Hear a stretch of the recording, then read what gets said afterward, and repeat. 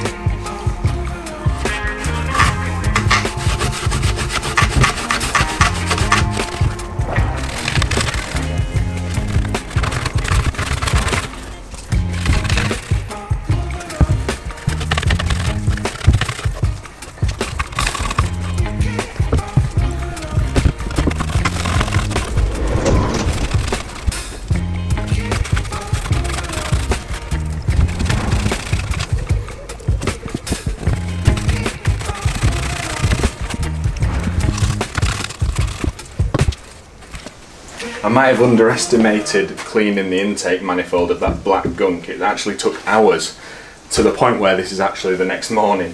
Now, they're not perfect, but bloody hell are they much better than they were. The oven cleaner works, very few things do. White spirit works and oven cleaner works.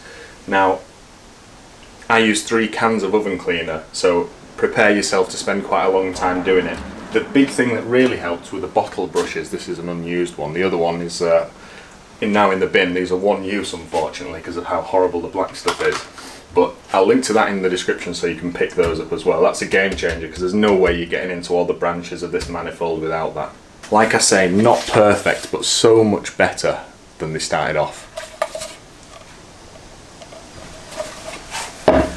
Aside from that, we've also cleaned up the parts that are going back on, including the sealing faces on this base plate, which are now near enough immaculate. So happy for that to go back on. So we're getting to the point where we're ready to reassemble. However, there's one extra thing I should mention whilst I've got this in my hand that I've seen people speak about online.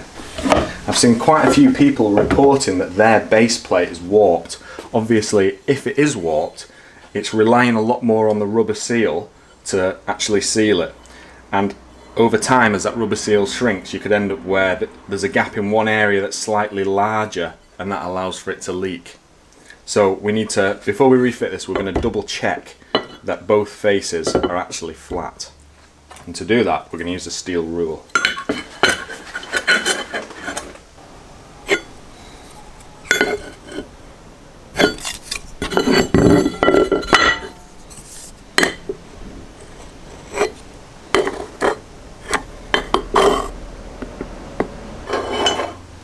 Well, it looks like I've been lucky on this. It's pretty much perfectly flat, which is great.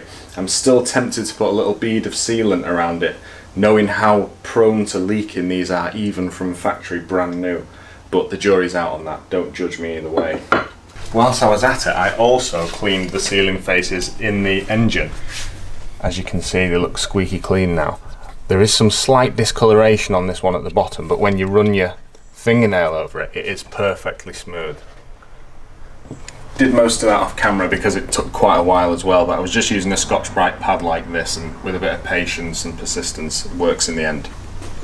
So with that done, it's time to actually start reassembling stuff. So let's get the seals onto this new base plate. This is the first thing to go in.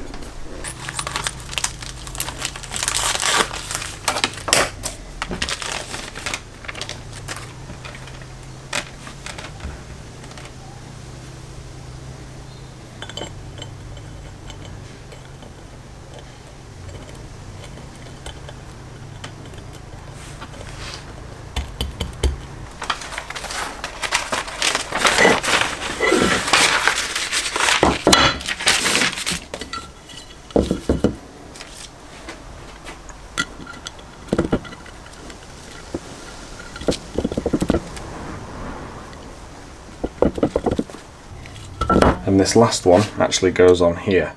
It's for the EGR coolant regulating valve, the plastic part it seats into, which is still attached to its vacuum line in the engine bay.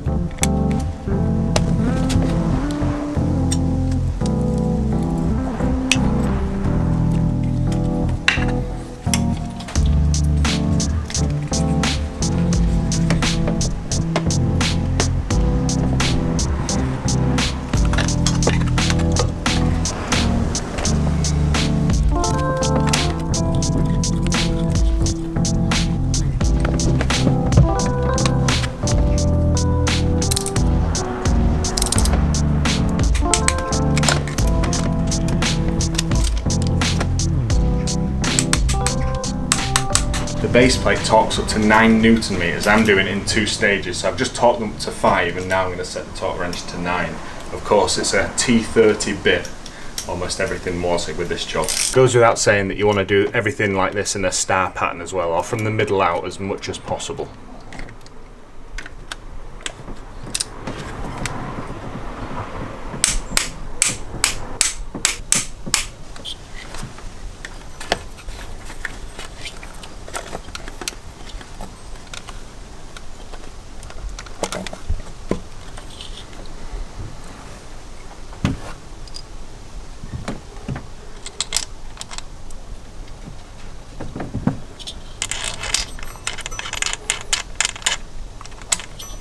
This one actually has the EGR, so you can't screw this one all the way in yet, but I'm just putting it there so I don't lose it.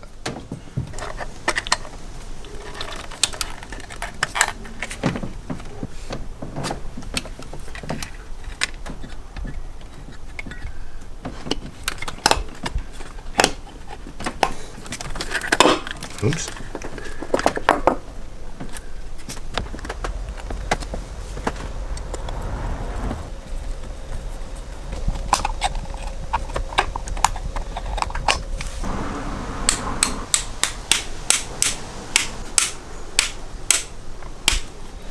I had to undo the intermediate flange so that I could get to one of the oil cooler screws, but they're all torqued up to 9 Newton meters now, so we can get on with the EGR cooler. This is the EGR cooler I was just talking about. So I should have really got a new seal, but I haven't, so I've cleaned the one I've got up and it lives on there. And you'll see where that goes on the car. It's held on by this like V-band. The 3 screws I've put a bit of Loctite on, but bear in mind the one that goes here onto that intermediate flange is just loosely in situ, so we're going to go and get this fitted up now.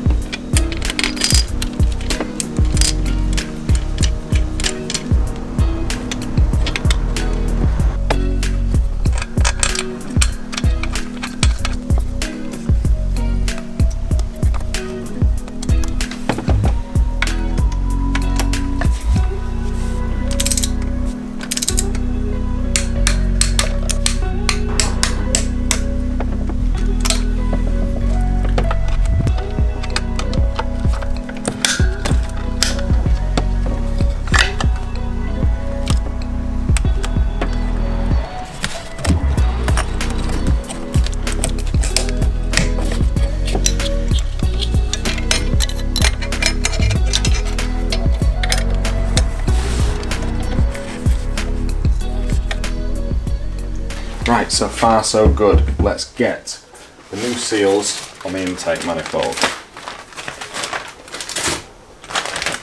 Starting with these.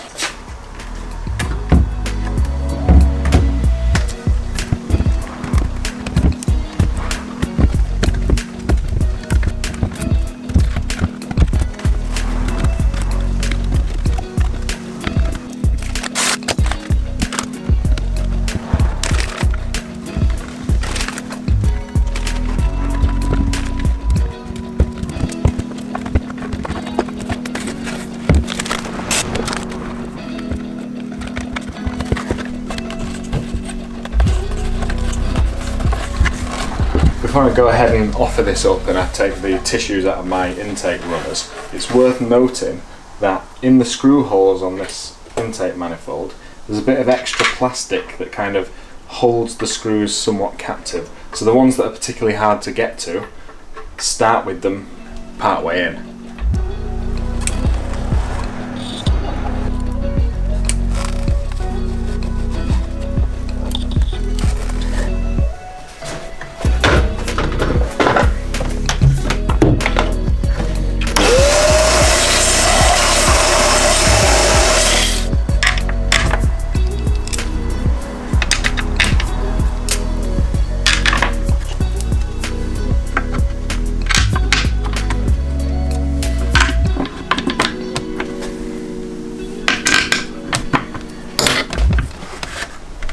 This was the hardest part of the dismantling, so I'm expecting it to be even harder with the mantling.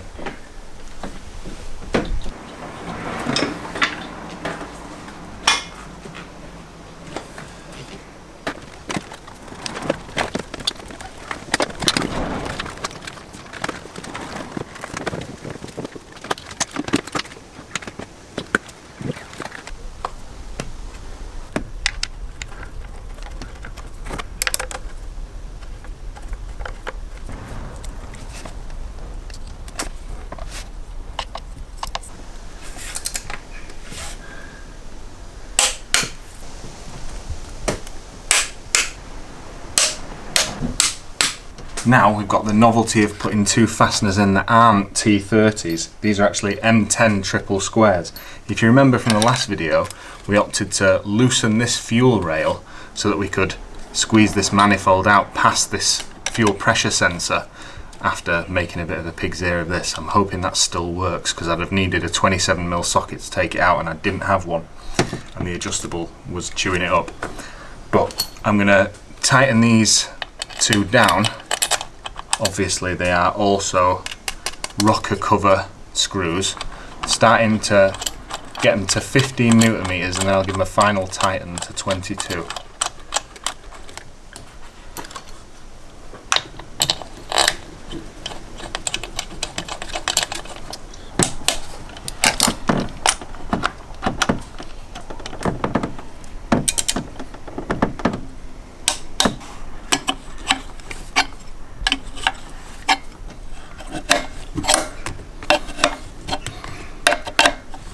These high pressure fuel lines, I believe, torque up to 25 newton meters.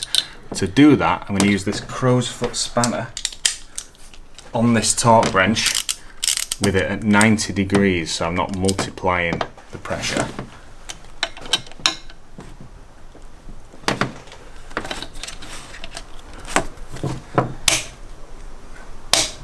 Obviously I'd already done it up beyond that by hand.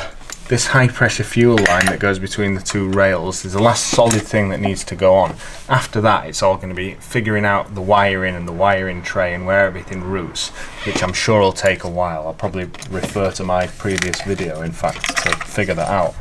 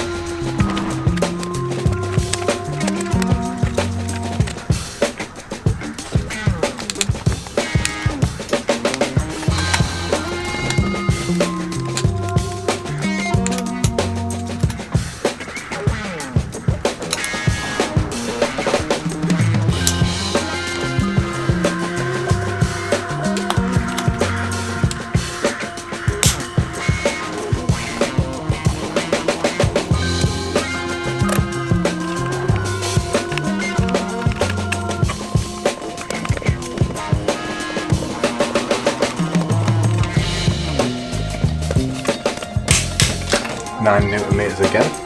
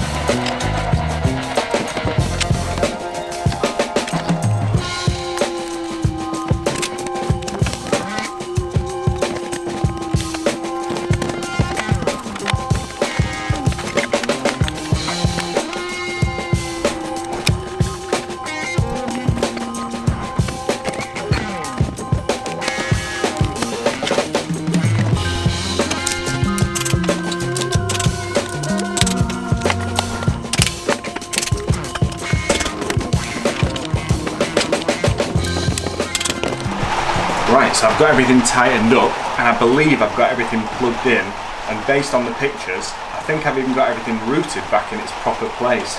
Give me an old BMW any day, this is actually torture. Before I go ahead and try to get the car started again, I am acutely aware that I did lose some oil and lose some coolant, so I'm thinking about giving that a quick top up before I even think about trying to start it.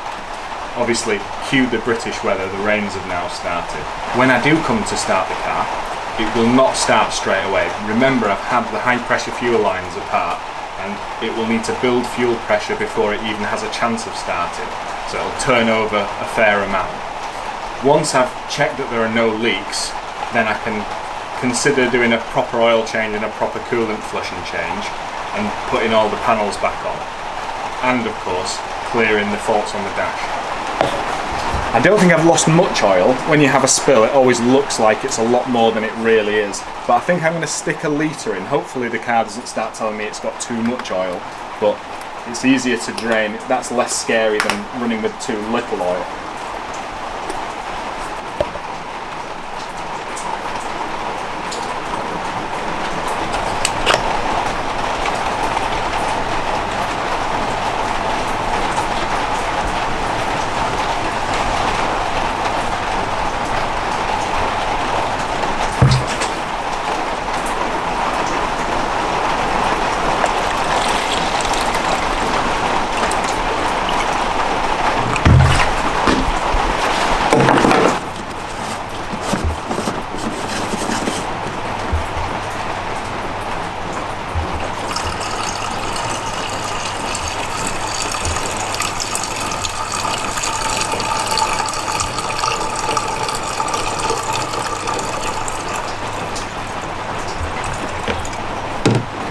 Expecting it to go back down when it starts pumping through the system, but right now reservoir's full, so I'll put the lid back on.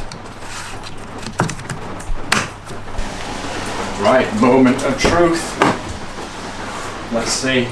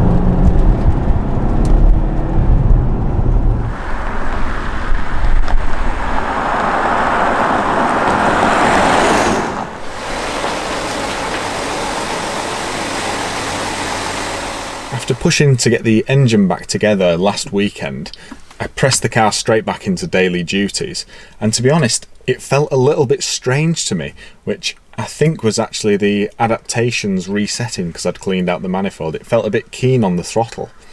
It might all be placebo effects, but I actually think cleaning that manifold out may have added power to this car. Let me know in the comments if you think that's all in my head. It might just be that it's slightly more responsive thanks to having more airflow into the intake. I was really glad to be back in the Cayenne, and it was all going swimmingly until right at the end of the week where I jumped into it to drive away from the office, and as I started it up I got the check coolant level warning. Of course my heart sank. I was hoping to never see that warning again, to be honest. I've whipped off the vanity covers from the engine so I can get a better look, and now I can see the coolant reservoir is down a good 5 centimetres below min. No wonder it's beeping at me. We had it brimmed at the start of the week, so that's actually quite a lot that's gone down. I'd love to tell you that it just needs a bit more of a bleed, and maybe over the week it's been self-bleeding, it just needs topping up. But now the bonnet's up, I got the distinct and now becoming familiar smell of coolant entering my nostrils right now. And there are a few ominous chalky pink splash stains down here on the air filter housing, which are definitely new because I'd wiped this clean. And let me tell you, there are few things I'd rather do less than take that intake manifold back off, because it's such a battle. So what I'm going to do instead is I'm going to use my handy boroscope to see what we can see down into the valley, to just check that I'm not making this up and see if it really has turned back into a swimming pool.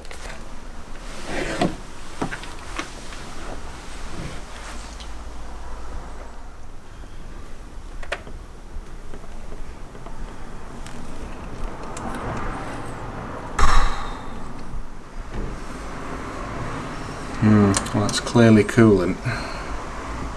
Well, that's miserable news. It's exactly what I didn't want to see. My coolant swimming pool is still at large. I'm really sorry to end this video on a low. Not fixing this Cayenne is not really an option to me, so do make sure you subscribe so you can see how I actually resolve this problem. If this video has been helpful to you in any way, also please make sure you give us a like. But thank you very much for watching. Stay tuned for what is now set to be a trilogy.